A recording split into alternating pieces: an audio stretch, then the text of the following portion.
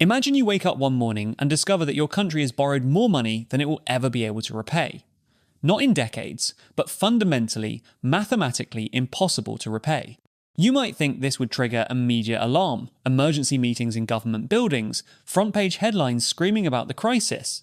Yet for America, this isn't a hypothetical scenario, it's the current reality, and remarkably, life continues as if nothing is fundamentally broken. The United States operates in a state of what could only be described as a persistent, institutionalized insolvency that somehow functions within the global financial system through mechanisms so counterintuitive that understanding them requires stepping back and examining not just the numbers, but the entire architecture of how modern national finances work.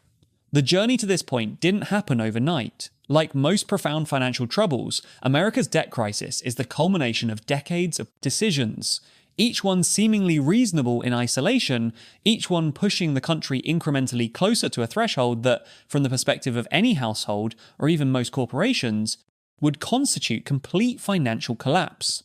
The federal government now carries a debt exceeding $33 trillion. To contextualize this incomprehensible figure, consider that the entire annual economic output of the United States hovers around $27 trillion.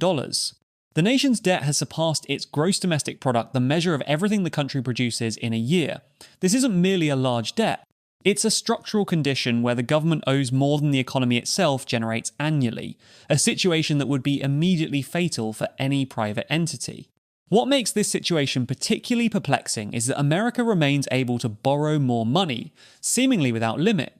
Foreign governments, institutions, and investors continue purchasing American debt, treating treasury bonds as safe havens for their capital. The dollar remains the world's reserve currency, and this status functions almost like an invisible subsidy to American finances, allowing the government to finance its operations at interest rates that would be unthinkable for virtually any other nation on Earth. This is where understanding America's hidden bankruptcy requires abandoning conventional thinking about personal or corporate finance. The rules that govern individual or even corporate debt simply don't apply at the national level, particularly when a nation issues its own currency, and that currency is globally demanded. Yet this exceptional status masks a troubling reality. The structure that has allowed America to operate indefinitely while technically insolvent is deteriorating. The mechanisms that made this possible are showing stress fractures. To understand how a country can simultaneously be broke and wealthy, one must grasp the mechanics of how sovereign debt actually functions, and more importantly, why those mechanics are becoming increasingly unstable. The American federal government operates under a unique luxury that individuals and corporations do not possess. When a government needs money, it doesn't necessarily need to borrow from others, it can create it. The Federal Reserve, America's central bank, operates as a mechanism through which the government can ultimately access newly created currency. This isn't counterfeiting in the traditional sense, it's the accepted operation of monetary policy. When the government borrows by issuing treasury bonds, it's essentially borrowing currency that it ultimately has the power to create more of. This fundamentally separates government finance from household finance. Yet this distinction is often lost in political discourse, where government budgets are compared to family budgets, an analogy that collapses under scrutiny. However, this power to create currency comes with invisible handcuffs. Excessive currency creation dilutes the value of existing currency through inflation. This is why governments don't simply create infinite money to pay off debts or fund operations. There's a balance, an invisible threshold, where the act of creating too much currency becomes counterproductive. The government can be insolvent in practical terms, unable to pay its obligations through tax revenue, yet avoid immediate catastrophe through currency creation, but only if that currency creation doesn't spiral into runaway inflation that destroys the currency itself. The American government currently runs an annual deficit exceeding $1 trillion in many years. This means that each year, the government spends over $1 trillion more than it collects in tax revenue. To put this in perspective, imagine a household earning $200,000 annually, but spending over $230,000, and doing this year after year, decade after decade. The accumulated debt would eventually become so large that interest payments alone would consume virtually all income. This is precisely the trajectory the federal government is on. The mechanism by which this persists is deceptively simple. Each year, the government runs a deficit. It borrows money by issuing debt, treasury bills, notes, and bonds of varying maturities.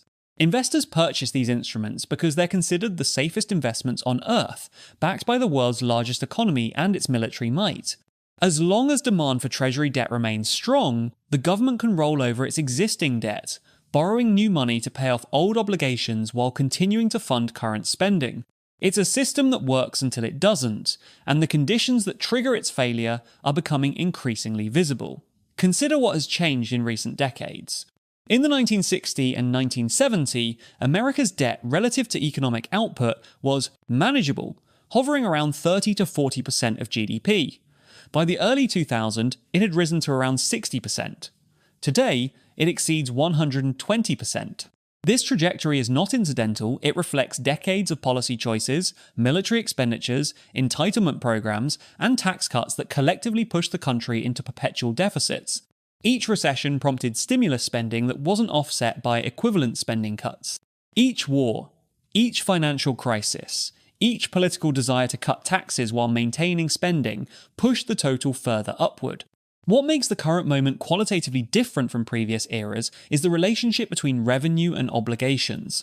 The American government's primary expenses fall into a few categories: defense spending, entitlement programs like Social Security and Medicare, and interest payments on debt. Defense spending, while substantial, has remained relatively stable as a percentage of GDP. The real driver of deficits is the combination of entitlements and interest payments.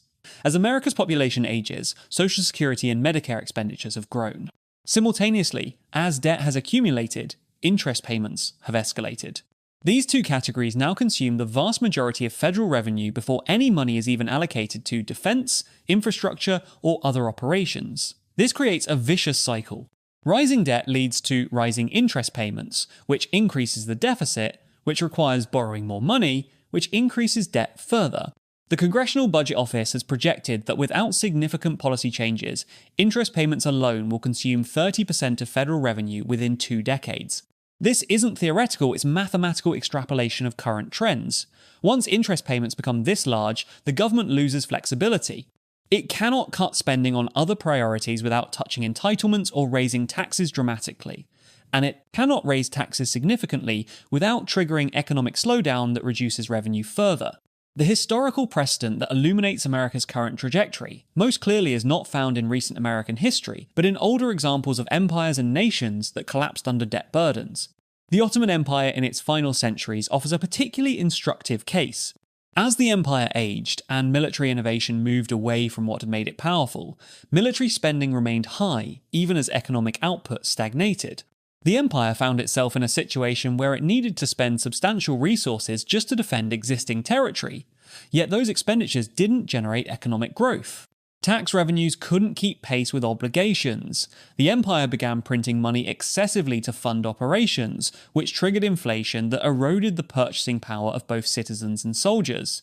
The result was a slow-motion collapse that took generations to fully manifest, but once the trend began, no policy intervention could reverse it. The United States is not at the Ottoman Empire's final stage, but the underlying dynamics are similar. A large military establishment requires substantial funding. Aging demographics mean growing entitlement obligations. These requirements cannot be cut easily without triggering political upheaval. Yet, revenues cannot be increased dramatically without dampening economic activity. The system exists in a precarious state of equilibrium, one that can be maintained through various financial mechanisms, but only temporarily. The Federal Reserve plays a critical role in maintaining this equilibrium. During financial crises, particularly the 2008 financial crisis and the 2020 pandemic emergency, the Federal Reserve engaged in massive expansions of its balance sheet, creating new currency and using it to purchase government debt and other financial assets. This served multiple purposes. It provided liquidity to financial systems that would otherwise have seized up. It lowered interest rates on government debt, reducing the interest payments the federal government had to make. It helped stabilize asset prices. But each of these actions, while necessary in their immediate context, deepened the underlying structural problem by enabling even larger deficits to accumulate. The mechanism works like this. When the Federal Reserve purchases government debt, it exchanges newly created money for Treasury securities. This money enters the financial system, increasing the money supply. If this money enters an economy that is not producing proportionally more goods and services, the predictable result is inflation. The purchasing power of currency declines, making goods and services more expensive for citizens. This is why the relationship between government spending, Federal Reserve policy, and inflation is so intimate. America experienced significant inflation in 2021 and 2022, partially because the government ran massive deficits to fund pandemic-related spending, partially because the Federal Reserve maintained monetary policy that was accommodative to this spending, and partially because supply chains were disrupted, reducing the goods and services that the expanded money supply could purchase. The inflation that resulted served one function that often goes unnoticed. It reduced the real value of existing debt. When inflation rises, the dollars that the government borrowed in previous years become worth less, so repaying that debt requires fewer real resources. This is a hidden mechanism through which governments partially default on their obligations. It's not formal default, the government still pays the nominal interest and principal, but it's default nonetheless because the real value of what was repaid is less than what was borrowed. From the perspective of those who loaned money to the government, this is a slow-motion theft of the value of their investment. This creates a perverse incentive structure. The more the government spends in deficit, the more likely inflation becomes, and inflation provides partial relief from the debt burden. This dynamic has been operating in various forms throughout American history, but it has become more pronounced as debt levels have escalated. The government has essentially found a way to partially default on its obligations by inflating away their real value, then compensating creditors by raising the nominal interest rate it pays on new debt. This works as long as creditors continue to believe that America will eventually get its fiscal house in order, or at least that inflation won't spiral into hyperinflation. But this belief is not guaranteed to persist. The global context matters immensely here. American debt is denominated in dollars, and dollars are in high demand globally because the United States has historically been a reliable borrower, and because the dollar functions as the world's reserve currency. Foreign central banks, foreign governments, and foreign investors hold substantial quantities of dollar-denominated assets, including treasury debt. This global demand for dollars and dollar-denominated assets allows America to borrow at rates substantially lower than would be possible otherwise. If this global confidence were to erode, if major international actors began to question whether America could or would maintain the value of its currency, the entire structure would begin to crack. Scenarios through which this could occur are not difficult to imagine. A sustained period of high inflation could convince global investors that America is inflating away its currency deliberately. A financial crisis that causes the Federal Reserve to dramatically expand its balance sheet could trigger similar concerns. Political dysfunction that prevents the government from addressing obvious fiscal problems could erode confidence. Or a rival currency, supported by major economic powers with alternative interests, could begin to compete with the dollar for the status of global reserve currency. Several of these dynamics are already developing to some degree. The question of whether America is truly bankrupt hinges on one's definition of bankruptcy. In the formal sense, bankruptcy occurs when liabilities exceed assets or when obligations cannot be met. By this standard, America might not be technically bankrupt because it possesses substantial real assets, land, infrastructure, natural resources, and most importantly, the productive capacity of 330 million people. The United States generates roughly $27 trillion in GDP annually, meaning if the government collected 100% of national output, it could theoretically service its debt, though this would leave nothing for citizens or the private economy.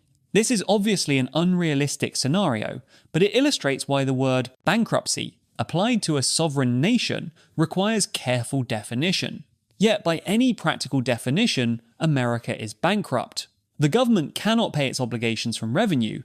It survives by continuously borrowing, and it can only continue borrowing because of unique historical circumstances. The dominance of the American economy and military, the globally accepted status of the dollar, and the assumption among creditors that America will find ways to muddle through.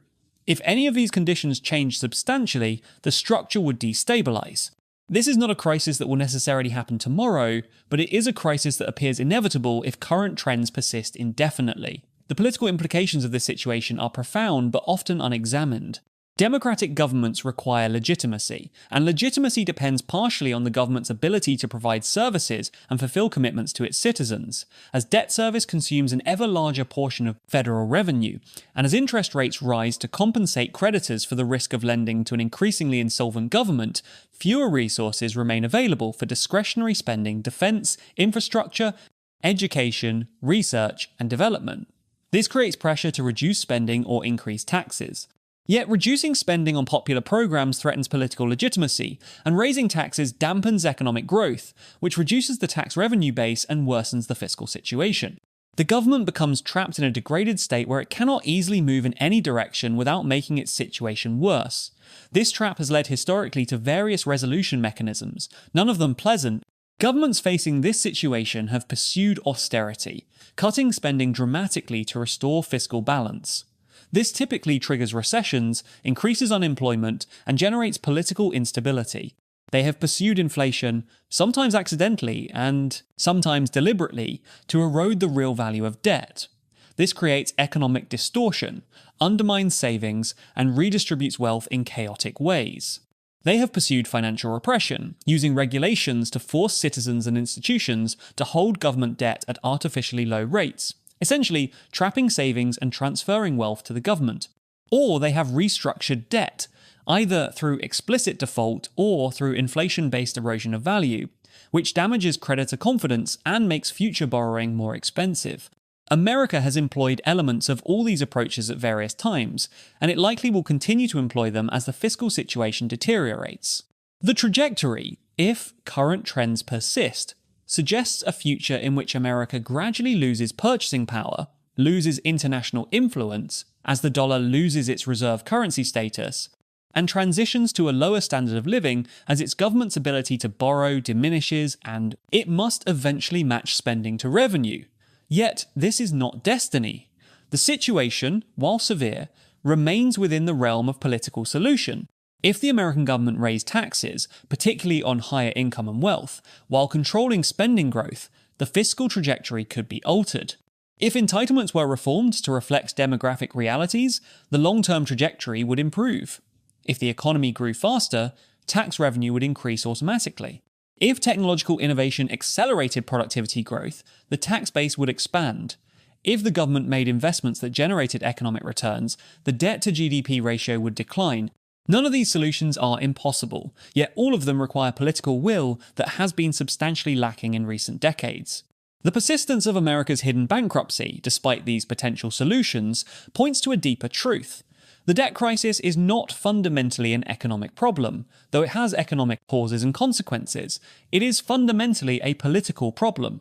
The government continues to run deficits not because no one understands the fiscal mathematics, but because the political will to address the problem is absent. Defense spending remains high because military intervention remains politically popular. Entitlements remain generous because voters strongly support them. Taxes remain relatively low because taxation is politically unpopular. Each of these individual preferences is politically rational from the perspective of elected officials trying to maintain power. Collectively, they produce a fiscal trajectory that is mathematically unsustainable. Understanding America's hidden bankruptcy then requires not just comprehending financial mechanics and debt dynamics, but also recognizing that the system persists because it serves the interests of various political constituencies, even though it is collectively unsustainable. This is why warnings about fiscal crisis have persisted for decades without producing meaningful reform. The pain of reform-cutting spending that voters want or raising taxes voters oppose is immediate and concentrated, while the pain of fiscal collapse is diffuse and distant. Politically, maintaining the status quo remains preferable to pursuing reform until the collapse becomes imminent and unavoidable. By that point, the options available, and their costs, will likely be far more severe than the policy adjustments that could have prevented the crisis in earlier times. This is the essence of America's hidden bankruptcy. A nation that is simultaneously wealthy and insolvent, powerful and constrained, capable of change yet locked into a trajectory that seems increasingly difficult to alter. The crisis is not hidden because its unknown economists, policy experts, and many political leaders understand the fiscal mathematics clearly. It's hidden because Americans, and the world more broadly, have become accustomed to living in a system that is fundamentally broken, yet somehow still functional. Like a building with structural damage that remains occupied and used despite the danger, America's fiscal house is deteriorating visibly, yet life continues inside it. Eventually, structures of this type fail, and when they do, the failure tends to be sudden and severe. Preparing for that eventuality, or more optimistically, preventing it through serious fiscal reform, remains the central unaddressed challenge facing American policymakers and the American people.